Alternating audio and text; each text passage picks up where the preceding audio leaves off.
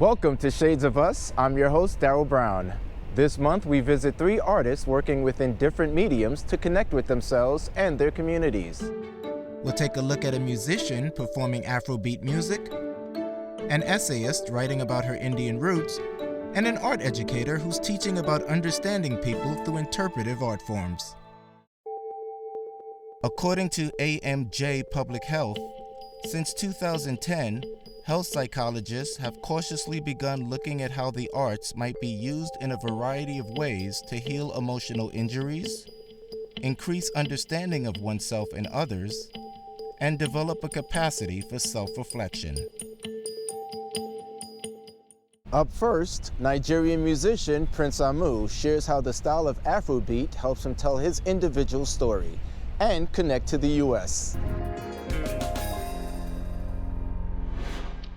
I'm someone who is on the path to self-awareness. So that's a part of who I am. That's a part of me. So when I create music, that's going to come out. My name is Prince Amu, and I am a musician, bassist, producer, composer, and overall artist. Moving to America from Nigeria, complete shock. When I moved to America, I moved to New York. There definitely is a culture difference. Living in Nigeria, for one, everybody's black. Your doctor is black, your lawyer is black, your teacher is black, your principal, the president's black.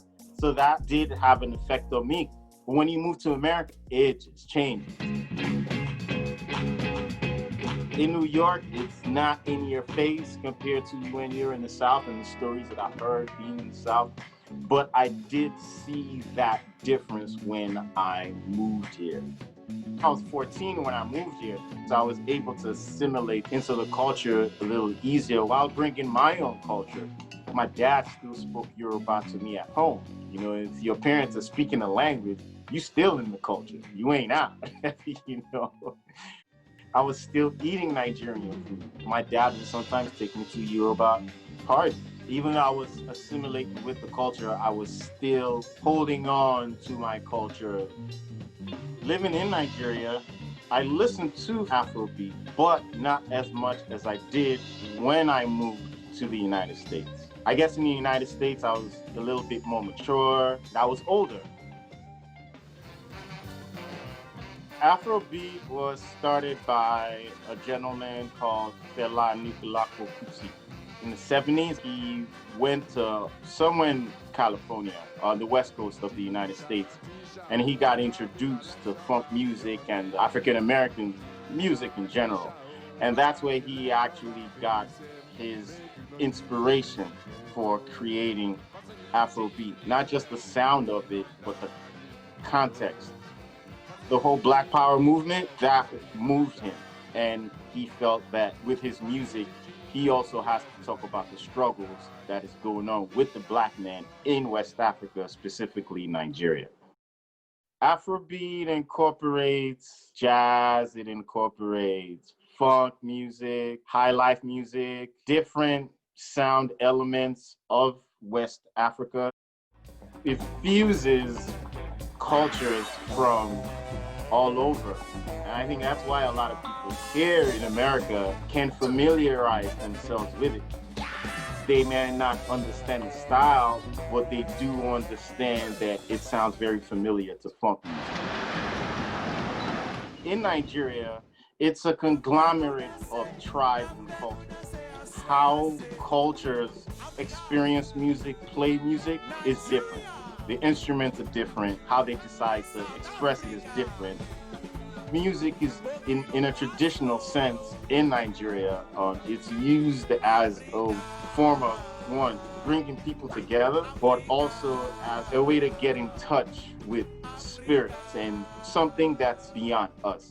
I got into music in probably 2000 when I was in City College. At the age of 21 or 22, I actually picked up the bass guitar by myself and I learned it. But in being at City College, I was able to take music theory classes so it could expand my knowledge a little bit on music since I was new to it. I also did engineering and a production course that got into music technology. I got into the programs and I started making beats from there. Afrobeat teaches me how to tell my story.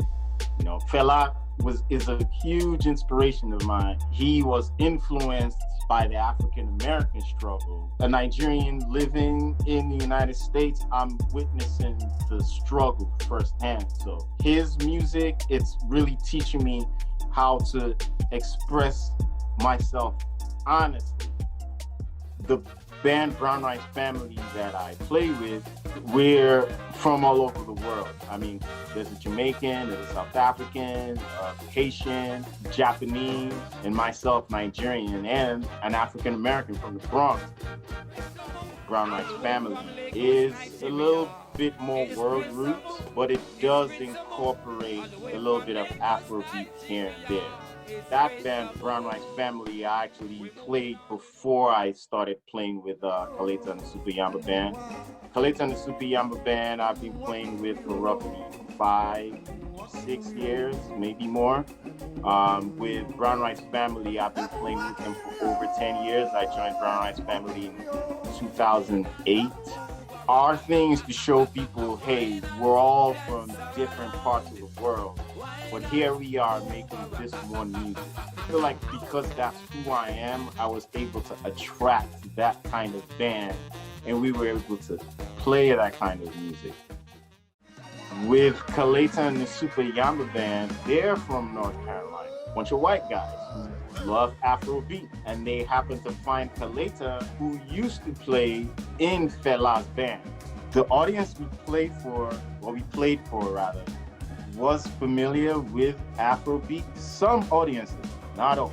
It just depends on the state and it depends on the town.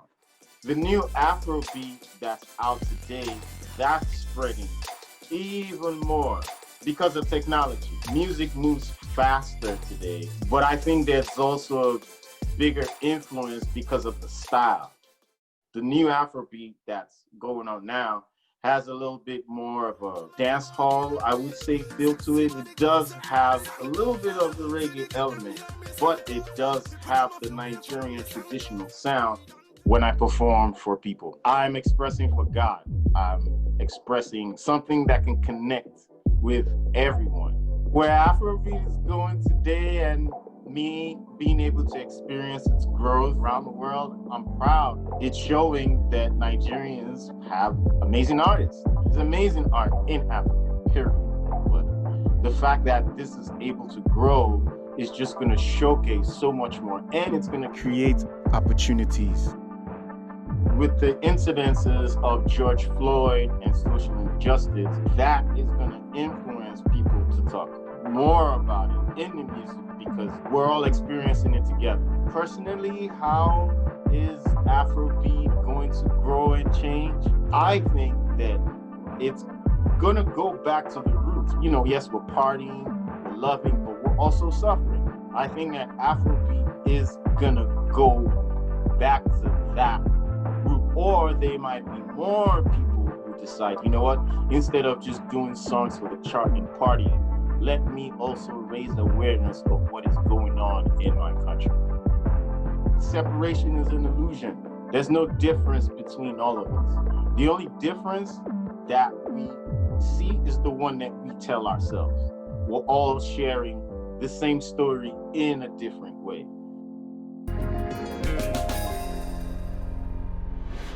Up next, let's visit freelance writer Surya Milner, whose own conflicted identity fuels her passion for writing about people and places.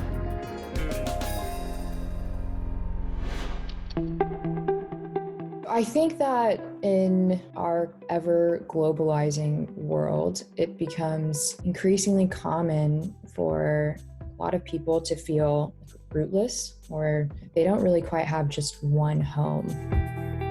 My name is Surya Milner, and I'm a freelance writer currently in Southern California. And I write creative nonfiction, mostly essays and long-form journalism, if I can get around to it, about identity and belonging and place, mostly. Creative nonfiction is a genre that encompasses a lot, honestly. You might think of memoir, you might think of essays, you might think of long-form journalism. It's basically fact-based stories that don't just stick to, what the news is or what the most important part of the story is. It's very much truth-telling through what some might think of as conventional fiction techniques. It's very much a genre that it's new in some ways, but it's also old, right? Like Virginia Woolf wrote also a lot of essays and like literary criticism that would be classified, I think it's creative, and it's definitely nonfiction. And so growing up, I don't really think I was aware of identity in any way. I knew I was half Indian, but I think that was something that I was generally pretty kind of embarrassed of. Growing up in, suburban Texas, I didn't really understand what that meant. And for a long time, I remember checking off Pacific Islander on a lot of standardized tests when I was younger because I was obsessed with the book Island of the Blue Dolphins. Growing up in Austin, of course, there's a pretty large Mexican population, and so sometimes I kind of felt like maybe I'm Mexican because other people think I'm Mexican. A lot of my sense of who I was, at least as it had to do with how I looked, was very much based on the different contexts that I was a part of, whether that was my rich reading life or the people who I was around. It wasn't until maybe I was in high school, honestly, and that was when I went to public school. So I'd gone to private school before, and all of a sudden I met other Indian people. I mean, obviously I'd met Indian people before then, but I had really kind of formed a community in high school of people who I could make those connections with and make those cultural connections with. So that was really huge for me. My older brother, Prasad, he's 2 years older than I am. He also played a pretty large role in understanding my identity just because he looks much less racially ambiguous than I do. So a lot of people will see him and automatically assume that he's Indian, which is not quite the same for me. And then I went to Bowdoin, which is a small liberal arts college in coastal Maine. And that was really when I think I started to question not only my own identity, but the kind of language that we use to talk about identity as it has to do with race and ethnicity in America. I was having a lot of conversations in classrooms and with my peers, and that conversation, or the discourse, as they call it, I guess, was very black and white. And it was very much, I think, centered on America's unique and troubled history with race. And that was something that I could always engage in, but it often left me wondering about what that meant for my own identity and my own sense of responsibility as a mixed race person, someone who's white, someone who's financially privileged. And so I didn't feel like there were any kind of, markers for that conversation for me. And so that's kind of why I started writing about it, honestly, just as a way to figure out what my responsibilities are as someone who lives in my body. I was considered a person of color by a lot of people at my college. And while I understand the potential political advantages of that, it felt like I was, just not really supposed to be there. And what I mean by that is that I went to India, I remember when I was a sophomore, and for the first time, I really started interrogating my Indian family's place in Indian society. So I was asking a lot of questions about caste and noticing different things about wealth. And I realized, it wasn't surprising, my family's background in India is from a high caste background. And so I realized that while my Indian identity in America kind of gave me POC status, I suppose, in college, it was the oppressor identity in India. A lot of times when I'm in a new place, whether that's in Maine or I spent a lot of time in Montana, and I've written about that as well, or going back to India, I very much feel an imperative to understand that place, honestly, almost as a character, which might sound weird. A lot of my friends in college used to tease me about how I would always ask someone where they were from, and I would kind of give that a little bit of undue importance, like knowing where someone grew up could explain everything about them, which obviously it can't. But I definitely think that place really, really matters and can really inform your sense of self. I think with my dad's family, I've thought a lot more about class and generational wealth and whiteness and the ways in which certain opportunities are or are not available in the same way that they used to be. My grandpa was a milkman and a bus driver, like a city bus driver for most of his life. And now he and my grandma live comfortably in like a nice, cute house in a safe neighborhood in Lakewood, Colorado. And every time I visit them, I'm astounded that they were able to make a comfortable life for themselves based on that salary of my grandpa.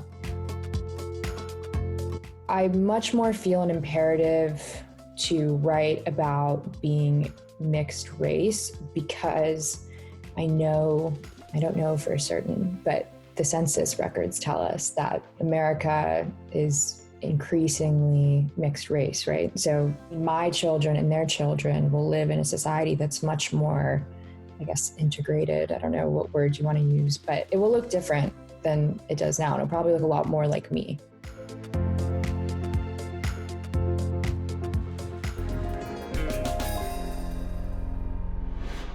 Let's hear from Marit Dewhurst, an art educator using painting and drawing to help students understand other cultures. I think there is a move in the field right now towards thinking about the ways in which art can help us connect more across difference. My name is Marit Dewhurst, and I'm the Director of Art Education at City College of New York, where I'm also an associate professor. Most of my work focuses on social justice and art education and community building and cross-cultural understanding, anti-racist education, critical pedagogy, and all the good things that are packaged into that. So art is really centered on this idea of expression and cultural production. Art is naturally a space for engaging in ideas and conversations about identity and connecting across difference because it's centered on that very mode of communication. And so for me, it actually seems like such a natural fit to say, okay, let's take these works of art, let's take the conversations that artists are having and extend them into what that means to think about who I am in the world based on all of the various identities I have and who you are in the world and what brings us together. What are the points of connection? What are the points of disconnection? Where don't we see things the same way? So in the core courses that I teach, they are all centered on the idea of community engagement and engaging with communities outside your typical social circles. So I provide really specific activities in those courses to scaffold people through that process. Students in my class have to go to a public event held by a community that they don't usually interact with and then reflect on it. They have to interview or talk, really, we call them conversation portraits. They have to talk with someone outside of their typical social circles and then create a portrait of that experience. They have to then look at movies. They have to read fiction emerging from cultural traditions outside of their own. So all of these tasks really building on each other to practice what it means to connect with people, using art as the medium, so that by the end of each class, they're really thinking about how do I make art with someone who is different than me? How do we identify a medium? How do we identify something to make and create something together? There are plenty of art scholars and art historians who will tell you that there are lots of artists who engage in performance-based works of art that point to that as an act of cultural generation, as an act of cultural creativity. So you have students who are then getting a chance to really extend beyond their typical circles. Other students create zines with community members. I've had students set up a table in their neighborhood and just have a series of art supplies and an art making prompt. They're making things with their neighbors. So really this idea of how do we use art to just break down the barriers that we have You can't even get to the fundamentals of teaching art, whatever that means for people, until you can establish a good sense of community amongst the people you're working with. My parents are both folklorists, so they study folk culture and really thinking about the ways that people make everyday objects as a part of their cultural tradition. So what that meant as a child is I grew up going to all of these different spaces, whether it was Native American reservations to learn about basket weaving traditions, or up in northern rural Michigan when my parents were interviewing fish and duck decoy carvers. And my job as a small child would just be to sit quietly and listen. But what that meant was I was really taking in a lot of the worlds around me there. And this idea that folks were welcoming my parents, who were total strangers, into their homes to have a conversation about the kind of artwork they were making. And so growing up with that as my surrounding, I was just used to constantly being in spaces that were not my own and learning to observe in ways that were steeped in respect for the ways in which people create and in which people make lives. And so I think that translated very easily into a world of art education.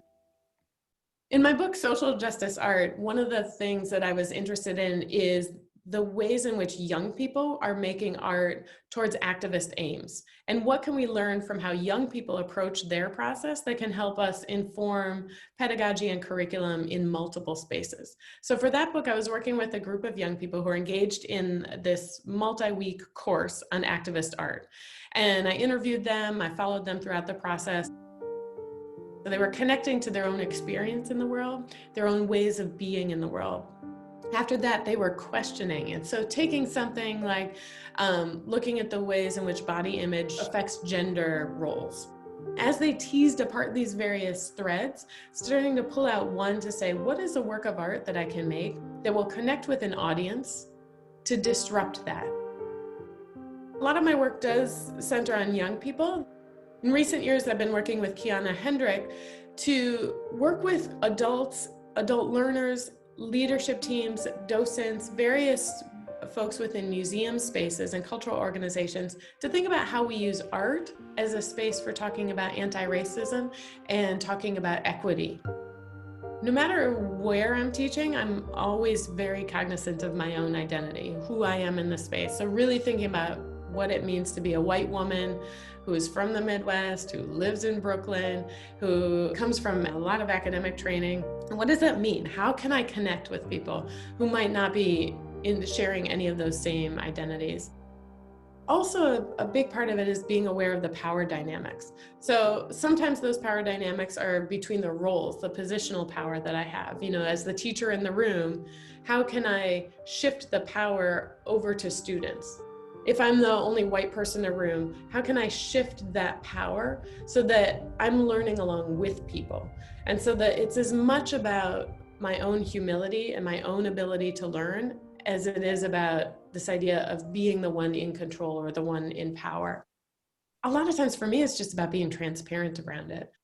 If we can learn to think creatively and adapt to the new constraints that are constantly coming at us right now, then we can continue to create and generate stronger ways of networking with each other despite those constraints.